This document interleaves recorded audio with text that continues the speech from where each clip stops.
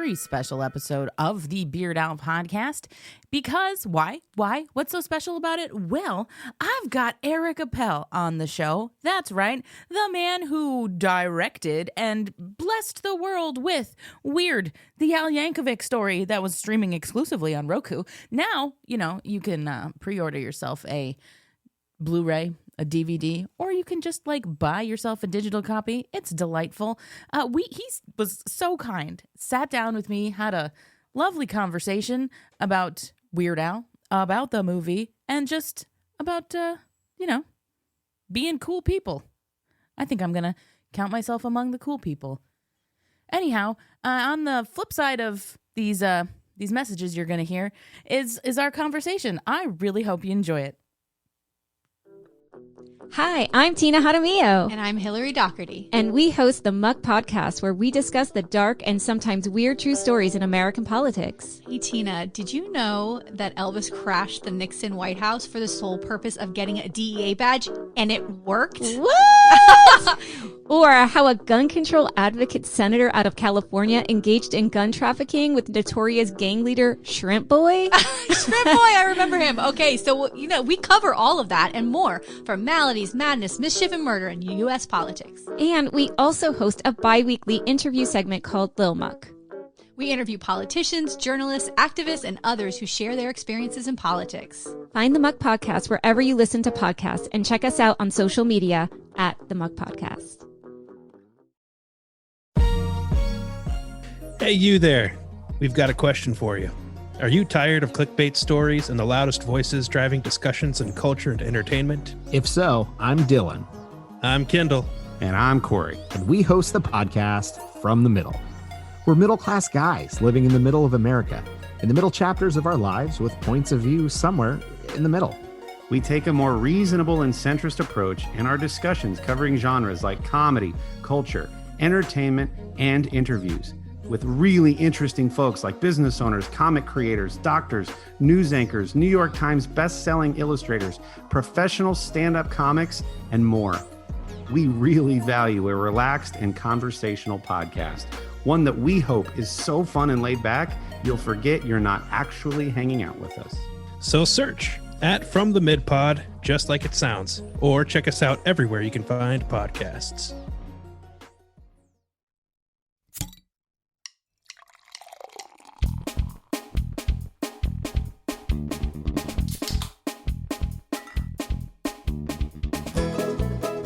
You have my favorite flavor of LaCroix also. This is, in my opinion, the only flavor of LaCroix there is. I concur.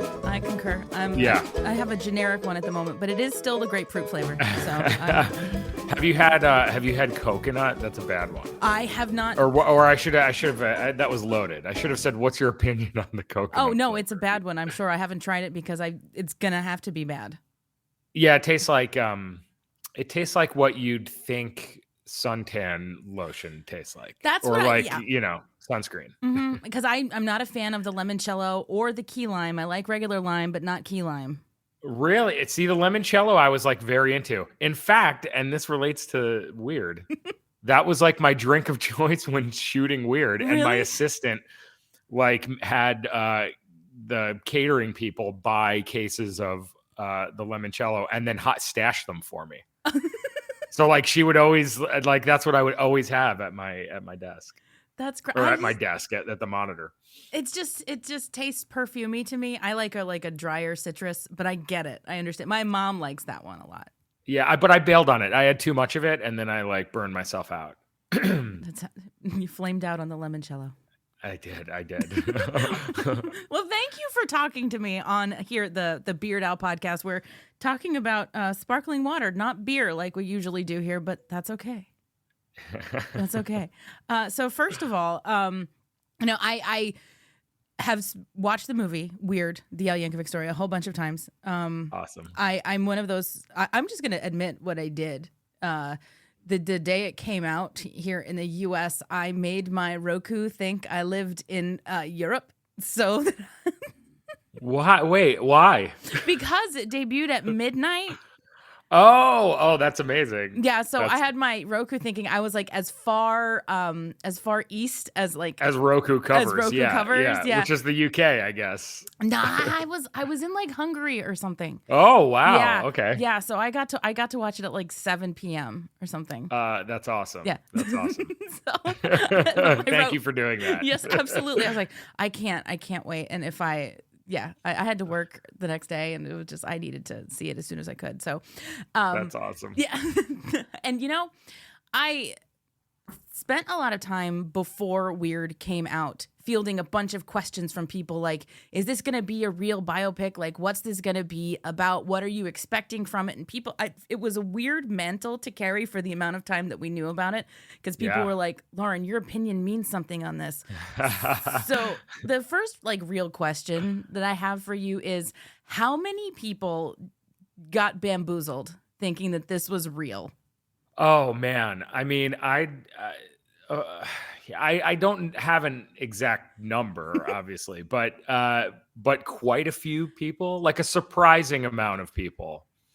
I got obsessed with watching trailer reaction videos when our trailer came out, because this is the first thing that I made that like, this is the first thing I've done that made a splash like this, and had, there were people posting their takes on what they thought it was going to be, and a ton of these trailer reaction videos on YouTube, where people film themselves watching the trailer and reacting to it, and then discussing it for like 10 minutes afterwards.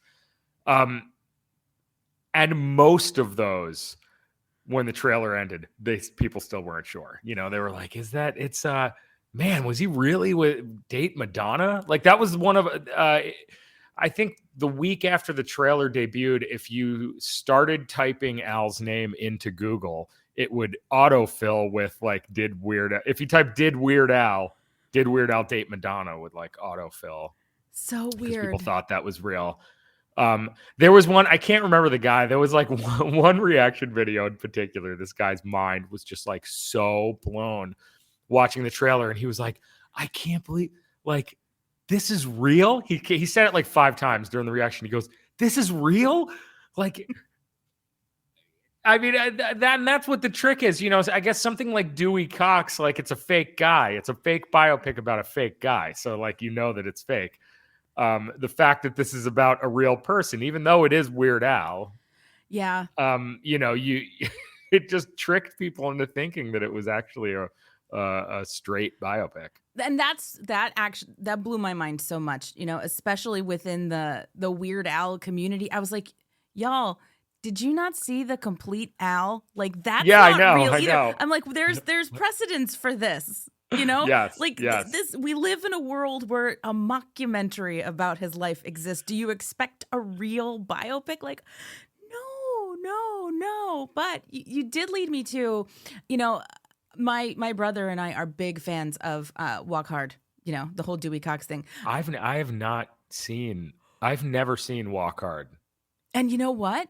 I think that's probably good for you doing this, because I think so. One of the things that scared is not the right word, but one of the things it was like, how walk hard is this going to be? Like, how do you avoid walk harding this? Now I just made walk hard a verb. Right. But, Yeah. How do so I think you literally answered my question because you'd never seen it. And I was like, how did you avoid those same story beats? It was like, you just didn't know what they were. Yeah, I didn't know what they were. Like, I'd only seen a couple of clips from Walk Hard on YouTube, and I don't know how I missed it. Like, I don't know why I never saw Walk Hard. I love everyone in it and everyone involved. For some reason, I just I just missed that one. I think I was working at Funny or Die at the time, which was like, I mean, we were like related to Judd Apatow. Yeah. For whatever reason, I just didn't end up seeing it. I think it landed in that period of time where like parody movies weren't really working. They weren't what they used to be. It was I think it was around the same time that like Scary Movie 3 came out. Yeah. So they were trying to maybe bring back parody movies, but enough time hadn't passed. Like, I grew up with the Naked Gun movies. Mhm. Like that's when I was a kid or a teenager. And the Hot Shots movies, like those were mine. Like around the same time that I started really getting into Weird Al was like when those when those early Naked Gun 2.5 and Yep. 33 and a third were out. Then like the scary movies came out. It just feels like parodies kind of died, and then like Date Movie and Disaster Movie and like all of the Epic Movie. And it seemed like the parody movies were more about just referencing as many pop culture things as you could. When like the classic Zucker Brothers stuff, I mean, it was like Mad Magazine style jokes. It was just like, how many silly, goofy things can we put in here? And everyone's playing it really straight. And the joke of all of those movies was like, people aren't reacting to the silly thing that's happening. Like Leslie Nielsen crashes his car in every establishing shot in the Naked Gun.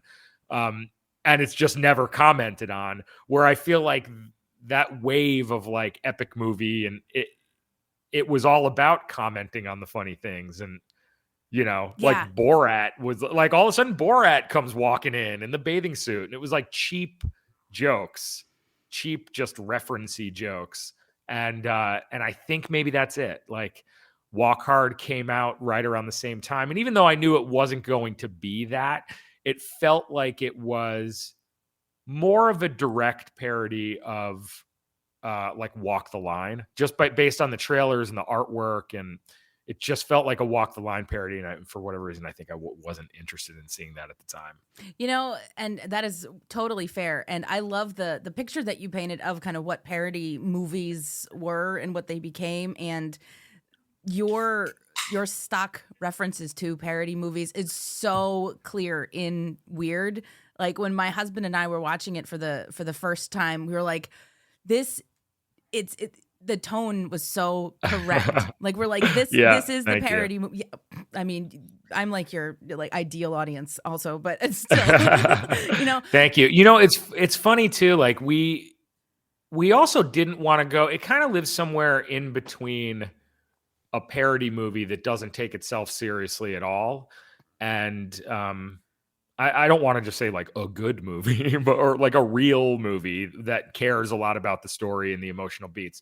And I think that although we do have like visual gags and we have like really silly stuff that happens, we very deliberately tried to avoid making it feel like a Naked Gun movie or like Airplane, where there were jokes that would break the reality.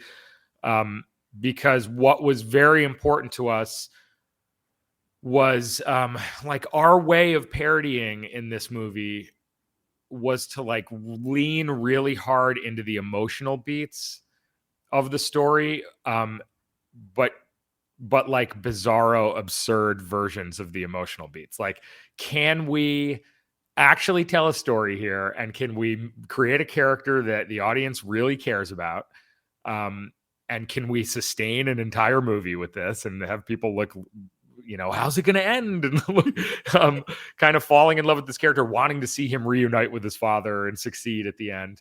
And can we do that by, leaning really hard into all these like emotional story beats, and just making those kind of as silly as possible, but like that they still work. If that makes any sense. It makes complete sense, because that's kind of Weird Al's career. Just from my perspective anyway, is that the emotional beats are there no matter how ridiculous what he's doing is. Yeah. Like what pops into my head immediately is the song Melanie from Even Worse. It's like you feel the emotion in that song, but it's also totally absurd and just out there. And I think that's why he as a person has been able to make the connections that he's made. And I think there's like, it's not even a dotted line. There's a straight line, between what he does and what happens in the movie. That's really funny. Yeah. And it's like his brand of comedy, although his music videos were full of like silly Naked Gun style Mad Magazine gags. There's also like an aspect to his comedy that is about pushing emotion really far, like getting really angry. Like, he likes cartoonish violence and and, you know, almost like Tex Avery, Looney Tunes-esque, you know, just like beating people up. You know, that's why when Toby Huss is beating Tom Lennon up, you know, it's like that feels like it's, you know, something that you've seen pop up in Al's comedy throughout his career. Just even in the complete Al, I think there's like, someone getting tossed around like a rag doll or something. Always, like, it's always there. Yeah, I've said so many times that there's basically two types of Weird Al songs in that vein, right? There's the songs about like really minute stuff that it takes itself very, very seriously. Like, no, don't wear those shoes. Or, you know, one of those days where like, they're dropping the bomb. Like, oops, you know, it's a Tuesday. You know, it's either the reaction doesn't relate to the thing that's happening. You know what I mean? Right. Yeah, it's really funny. Like the movie just kind of being I mean, Al, we wrote it together, so obviously it's weird to like do a tribute to yourself, but it's kind of a tribute to like Al's brand of comedy, like every sort of avenue that it took, you know, went down. The movie touches on it at some point. That's so incredibly cool. And, you know, when this was happening, again, people kept coming up to me because they know the Weird Al movie being UHF, right? So, you know, having written this with him and then he, you know, wrote that, you know, in almost 40 years ago, which is cool. I don't like that.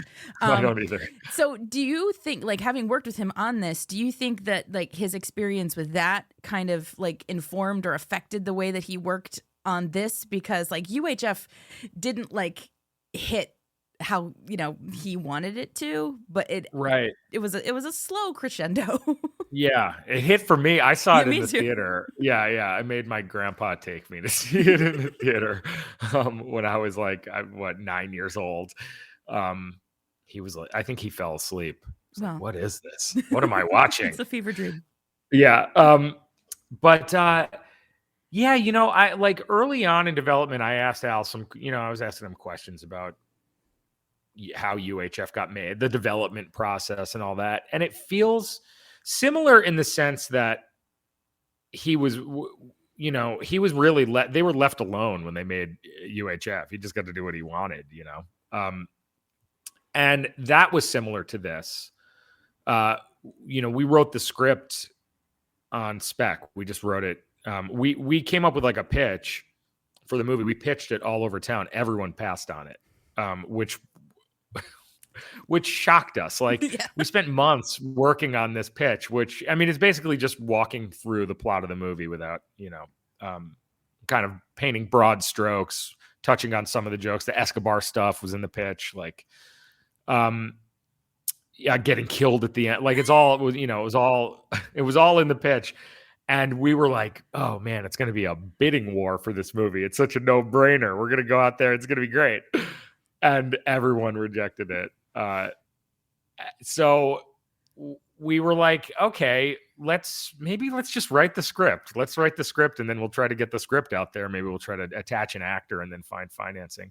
So when we wrote the script, again, we got to do it on our own. It's almost nice that no one bought the pitch because then they would have tried to like maybe guide us towards something else or try to tell us what they thought wouldn't work, and instead of letting us just do this weird kind of experimental tone.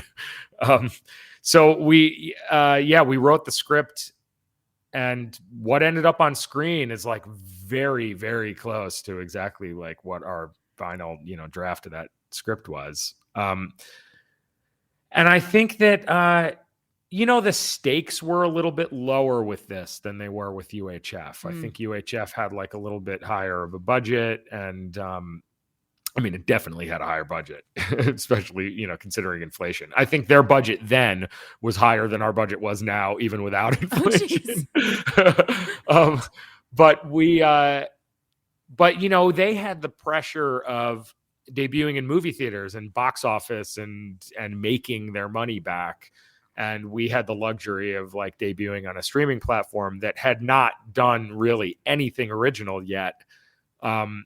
So the fact that they had this project that people were even just excited to seek out and find.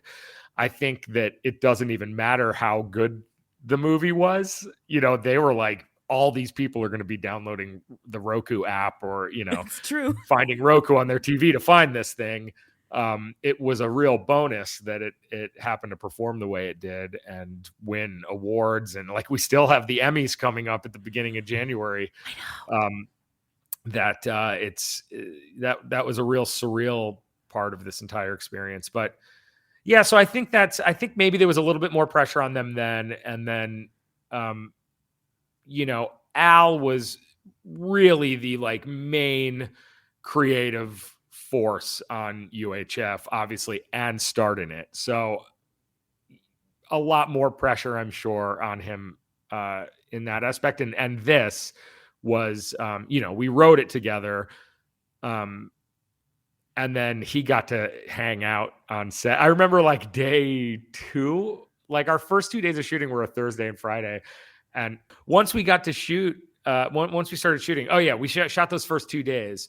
And over the weekend, Al sent me an email that was just like, "You're really good at this," at like directing, which was like so nice to get. But he was like, "You're really good at this. Like it's fun to just hang out on set." And, you know, like he would pop in with a note every so often. After every take, I would go over to him and say, you know, "That's good, right? You're right. We should move on, right?" And he'd be like, "Yeah, that's great. It's perfect." Oh my God. I couldn't imagine. And there's moments where he was like, "Maybe let's try another one where they do this," or, you know, but we were both like really in line with each other. We both find the same things funny. And, you know, there was a lot of, there were certain things that kind of broke the tone of our movie that we took out that were in the script, or like the only things that Al and I would battle about were jokes or silly moments that went a little too far. Like the comedy was a little too broad and a little too pushed, and it broke like the reality of what we were doing, you know. There's a scene that was in the teaser trailer where 3 accordions come sliding into frame. He's where Daniel's like, "Somebody get me an accordion," and like 3, or does anybody have an accordion? And 3 accordions come in. And then the one that's in the movie, he's just like, "Somebody get me my accordion," and you don't see them come in. I like had shot that. We did 1 take of him just saying, "Somebody get me my accordion." I did it to protect myself because I felt like that joke was a little too, the physics of it, the reality of it was just like a little too silly for what we were trying to do tonally in that scene. So like that, those are the only things that Al and I would kind of battle about. But it was never about like, is it funny or not? Like I'm like, it's funny. I think it's hilarious when those 3 accordions come in. It just takes away a little bit of the like emotion of the scene. Like it makes you forget what I really want people to be focusing on is, you know, the immense pressure that he's under in this moment and being laughed at by everyone. And, you know, it's reminding him, I think we had like an early cut where it was even flashing to like little blips of teenage Al being laughed at the party in that moment. As like, as everyone was like laughing at him when Wolfman Jack is walking away.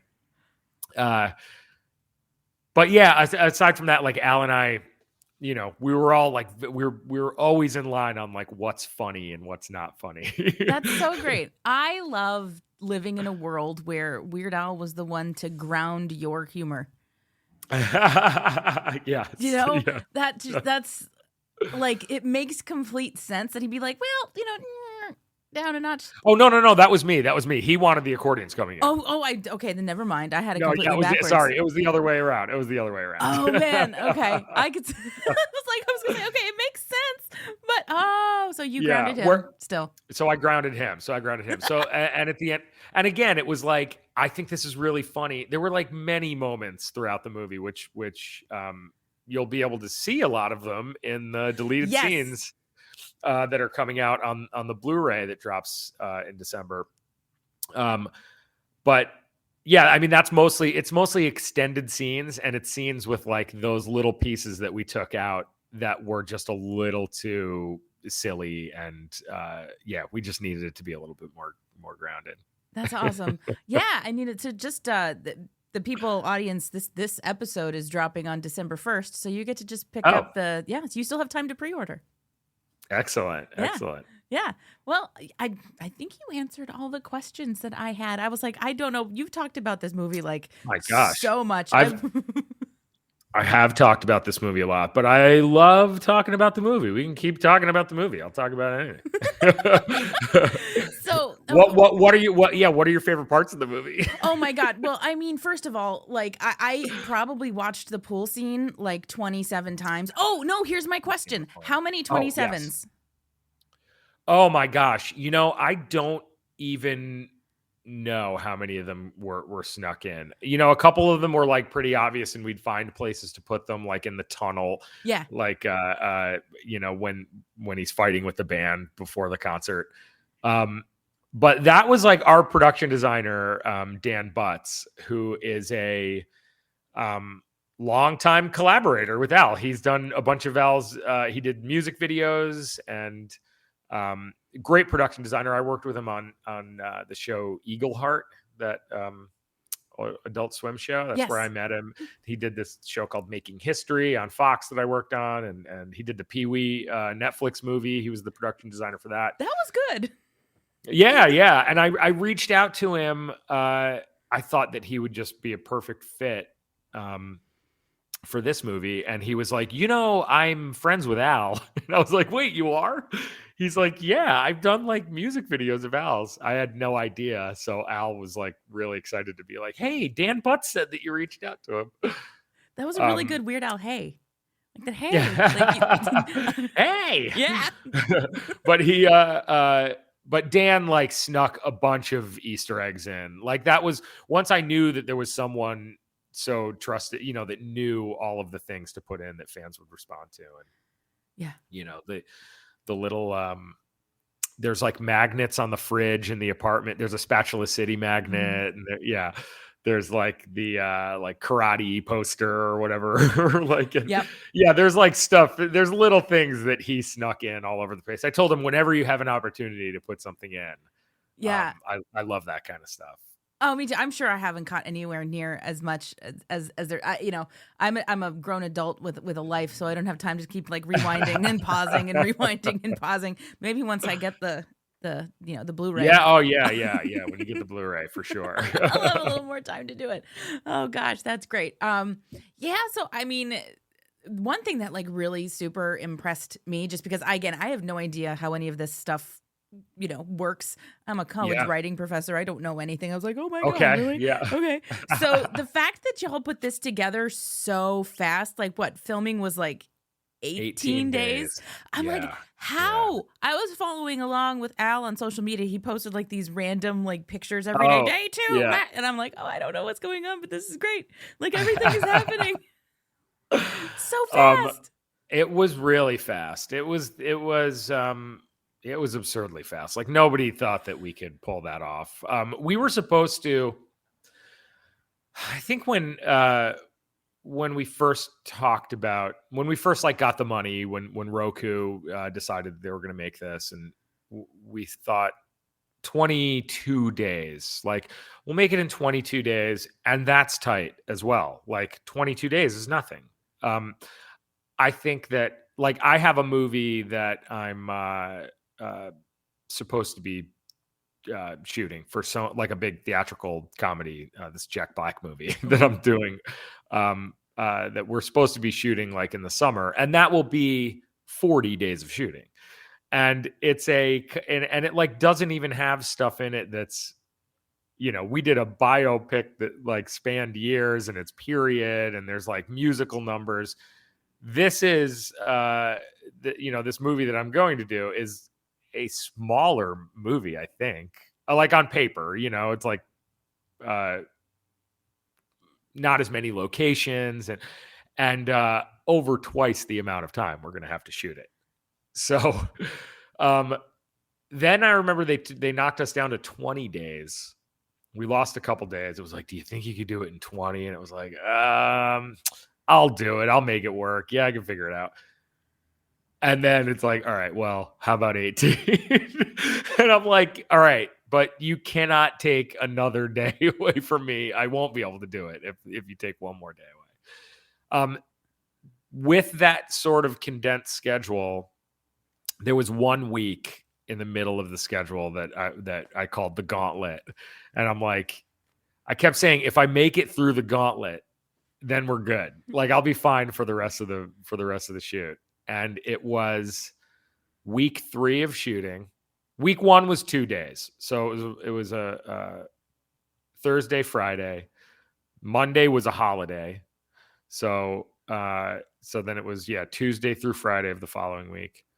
And then, no, sorry. Yeah, no, maybe it was a holiday. I think there was a lot of holidays that happened in our schedule. It was like a bunch of 4-day weeks. Oh yeah, well, because it was a Like January, right? President's Day or something. It was February. Oh, February. Okay, so yes, you Yeah, had February President's into Day. March. Uh-huh.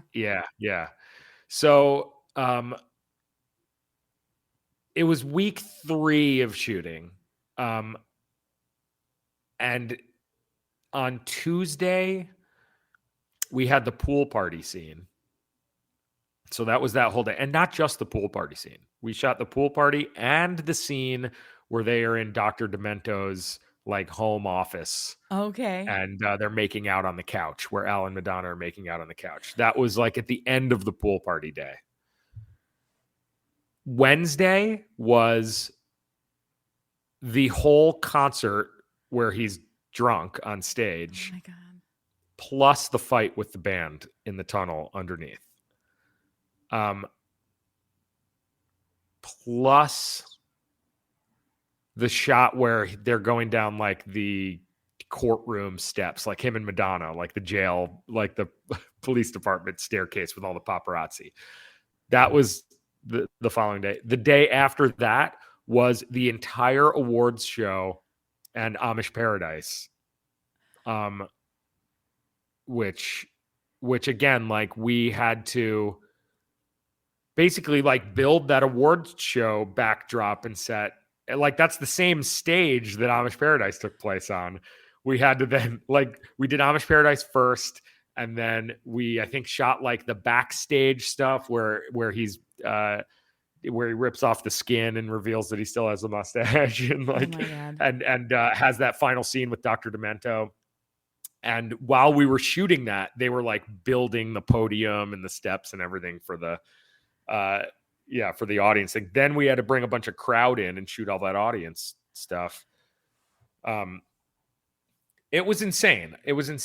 And like it seems insane. And we didn't have the money to like go overtime. Like these were 11 shooting hours, 12 hours with an hour long lunch break.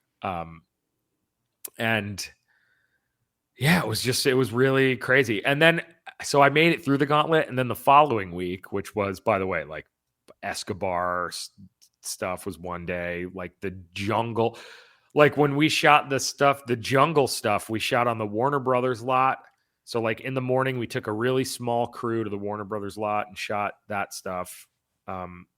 It's like the same area where in Pee-wee's Big Adventure, he like swings on the bike over the lake. Oh, I like knowing that. It's the Tarzan jungle from the Warner Brothers lot. Yeah.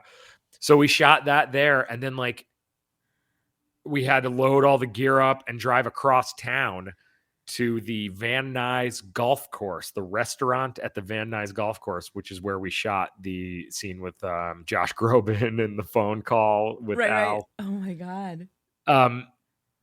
Yeah, which by the way, that restaurant, fun fact, is that has been featured in 2 Paul Thomas Anderson movies. That is the Tail o' the Cock restaurant from Licorice Pizza.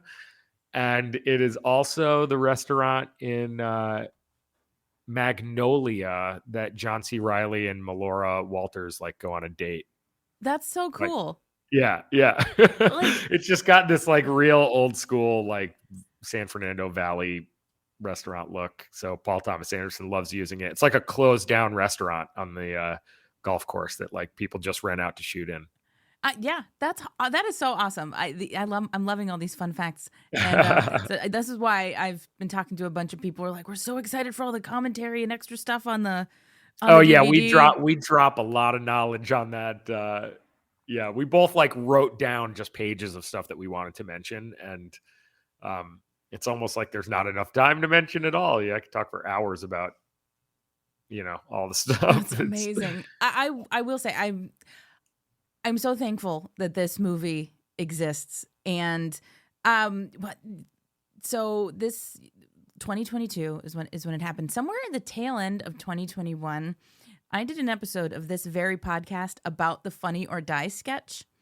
Really? Yep. Oh, I have to go back. You have to go back and listen. And in that episode, my guest, Robert from the Crooked Table podcast, and I said, sooner or later, this is going to be a movie. They're going to make this into a movie. And like not 3 months after that episode came out, you're like, guess what? We're making a movie. And I was like, we did it. We willed this into existence. And I firmly believe that like in my heart.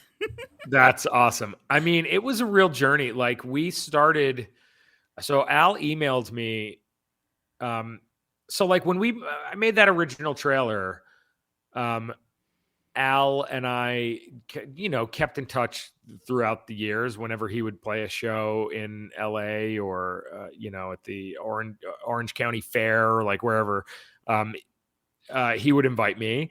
And, he like sent a gifts when my kids were born, like, just, always sort of like remained there in my life as a friendly acquaintance.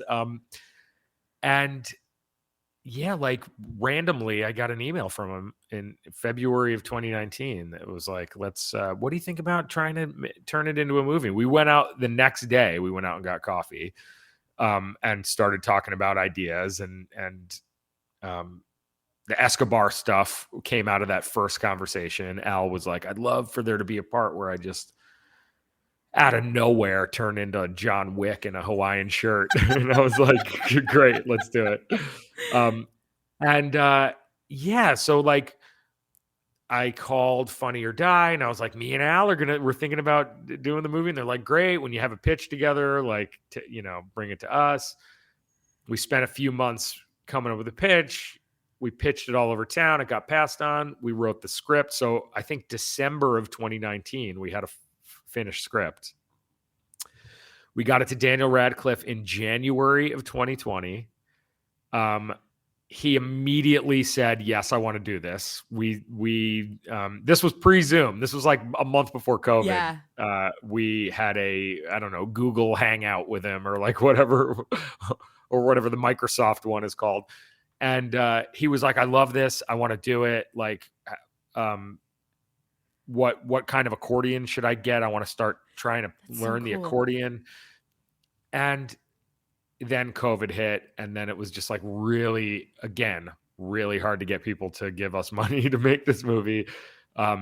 We found a couple of independent financiers, this company called Tango Entertainment. They came in, they could finance for up to a certain point, and then had to find financing partners to try to do the rest of it. We're going to make it for like $6 million. We're going to try to shoot it in Atlanta. And then we just like struck out over the course of the next year. Like no one would even come on board to like pay $3 million to like make this movie. And eventually, like I had a friend, this exec, Colin Davis, who I had worked with at TBS. He was at TBS and I wrote a pilot for TBS. And then he left TBS and went to Quibi, and he hired me to do this Quibi thing. And then Quibi went under and he went to Roku. And I was like, hey man, like, what do you think about this doing this Weird Al movie? And thankfully they said yes. But it took a really long time. It was late 2021.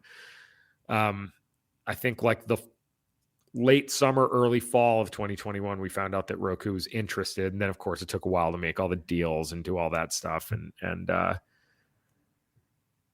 it was, it was just like these things. It seemed like they come out of nowhere, it gets announced. It's like, they're making this thing and we were in pre-production when it got announced, but it had been years of us trying to just push this boulder up the hill. And, I'm so happy with the way that how it was received. And it's funny too, that like no one, even at like Roku, I think nobody quite understood and this might be why we were having trouble selling it.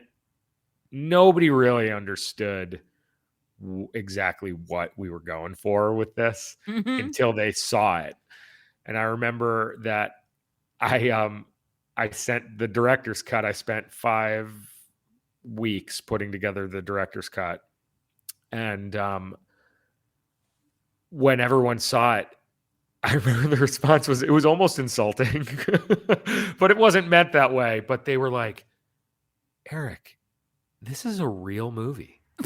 I was like, yeah, dude. What do you think I've been doing?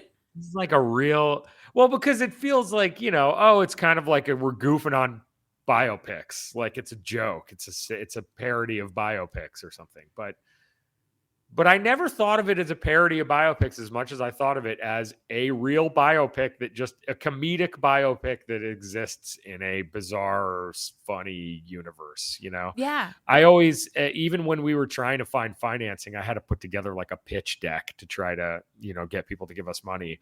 And it wasn't like, Naked Gun, Airplane, Hot Shots, those weren't the movies that I was referencing. I was referencing like Anchorman and Wayne's World and, comedies that are like kind of ridiculous, but also have a great story that you could track. And Wayne's World had like, you care about his relationship with Tia Carrere's character. Like, it really works well. And I wanted everything to work as well in this and not just be like a sketch that goes on for too long. Yeah, and that was a real fear again for some folks. Is like, is this going to be Night at the Roxbury? Is this going to be Ladies' Man? Is this going to be like a thing that should only be this long, like stretched out longer than it should be? And it's so clear that you were cognizant of it not doing that. It felt really, really real.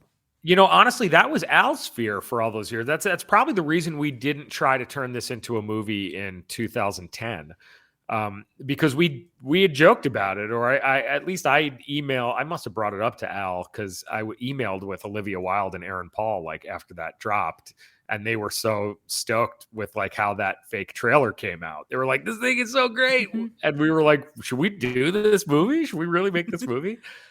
And Al was like, it's a sketch, it's a sketch idea. It's like, I don't know that he had that same fear. Like he didn't know that it had the legs. And I think that if I would have made it 10 years ago, maybe it would have been an overlong sketch. I think it took me kind of maturing as a writer and director, to try to really inject heart and story into it once we got into the writing process. And I mean, it was so great when the movie finally came out. Al was like, you're right to give it that heart. Because I know that was like some of those things where they weren't arguments, but they were discussions about how important is it that this moment like really earns, and it's great that at the end of the day, it was like, yeah, man, that's what makes this part of what makes this so great. It was and so Radcliffe's delightful. and Daniel Radcliffe too. I mean, like that's, he is so good. I mean, everyone's good. The entire cast is great. Evan Rachel Wood is incredible. Rain was amazing. Like they're all, everybody's incredible. The guys in the band are like so they're like the heart of the movie. Like they're so nice. And like we wrote that deliberately. That was like, we're like, let's just make the band guys the nicest guys in the world. So earnest. Yeah, because and the reason we did it really is because we're like, it'll be so funny when Al's being really mean to them. Like the nicer we make them, just the I don't know if this really even translated in the movie as well as I thought it would when we were writing it. But the moment when Tommy Bermuda is like, "Whoa, is that Madonna?" Like, I think that like the intention, and maybe I should have had the other guys be psyched about it too, is that they're like excited to see Madonna because she's so famous. They're like, "Whoa, it's Madonna! Hey!" And he just immediately is like yelling at them again.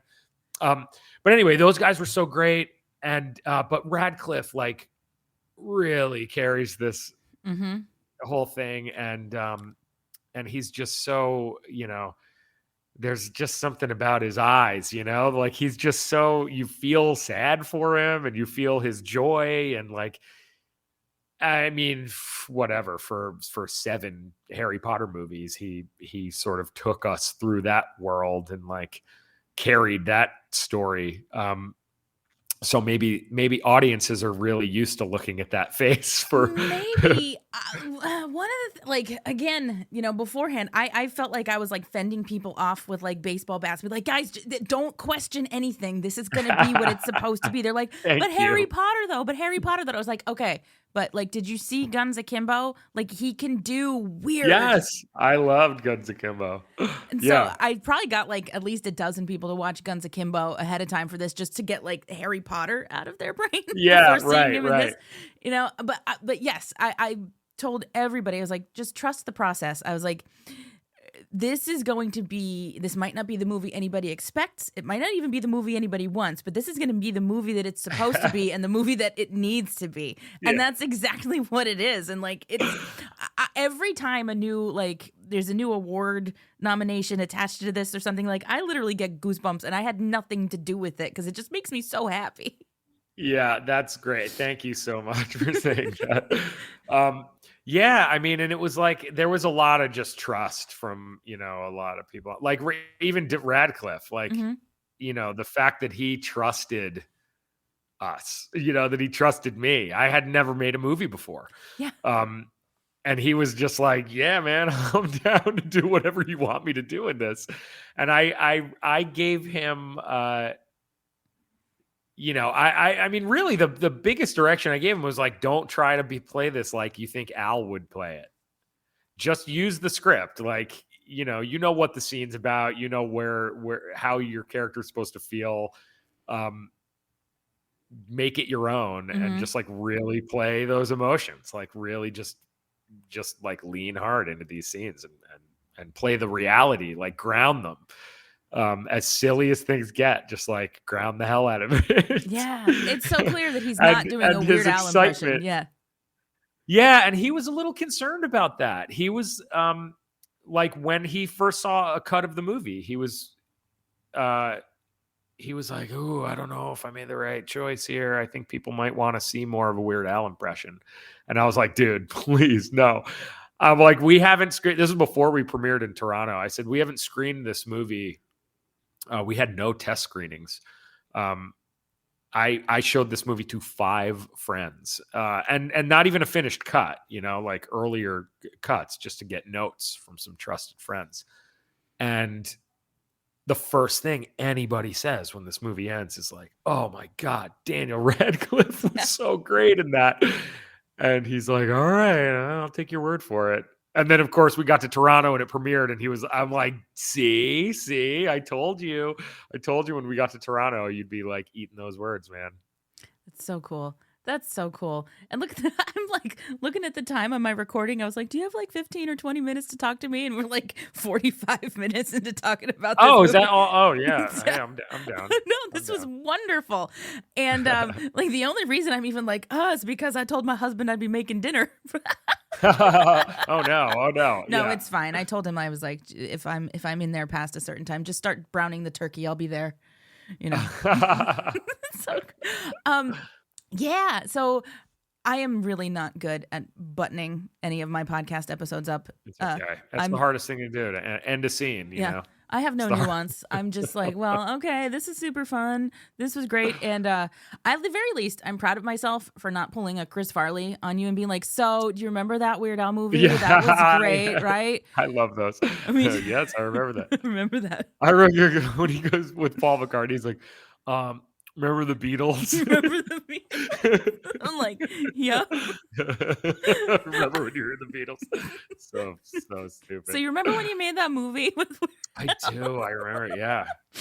Oh, that's great. Yeah, I'm looking forward to getting my DVD and yes. Yeah. I hope you enjoy the bonus I will. features. Shoot me an email. And if you ever think of any other questions you want to ask, please feel free to. I like knowing feel free this to now. email me. I absolutely will feel free to email you, and I'm just gonna say it like, you know, I've been in Weird Al's presence a handful of times. The first time I cried, Amazing. and it was one of those meet and greet things, and he literally like hugged me and asked me if I was okay. I'm like, I'm I fine. love it. I'm He's the fine. nicest. He's so nice. And then the second time, it was after I'd started this podcast, and he knew who I was, and I about fell to the floor. I was like, oh, okay, interesting. And then the third time, I was with my husband, and he had things to say to Weird Al, and Weird Al was just like, oh, nice to see you again. And he was like, oh, hi to my husband, and like he'd only paid attention to me, and I was like, I'm real sorry. Oh, wow. That's amazing. And it was great. So, yeah, he knows who I am. Tell Al I said hi. I will. And my only dream really is to get on his Christmas card list. That's when I'll know I've made it. That's a pretty cool list. I was on both the Pee Wee Herman and Weird Al Christmas card lists. Yeah, it was pretty crazy. Those are my two Christmas card. Yeah, I even got I went to like the Paul Rubens like memorial friends and family, like friends of Paul Rubens celebration of life at the it was at the Skirball Center in LA like a month after he passed away. And like I was on his Christmas card list, and like I got the birthday texts from him. Did you read about that anywhere? Like and he did these videos. And I got a video. He sent me like on my birthday the year before he passed away. I got this video. I was in Atlanta filming something, and I got this video that was, 5-minute long video of him just saying really nice things about me. And I'd worked with Paul Rubens one time. I got kind of close to, I almost directed the Pee Wee movie. I like met a couple times on that. But I had like, yeah, it was just crazy to like, to go to the to be at this memorial with all these, with all of these people that were like close with him and stuff. Yeah, it was really, really amazing. That's just beautiful, and like what Paul Rubens did and like what Al still does with the people that are even like inner circles, not even the word. It's like, even tertiary circles that are like a couple, spheres out, just little things to make like those people feel good that you just kind of hold on to. Everyone feels so special. Like getting those texts from Paul Rubens every year was like the highlight of my birthday.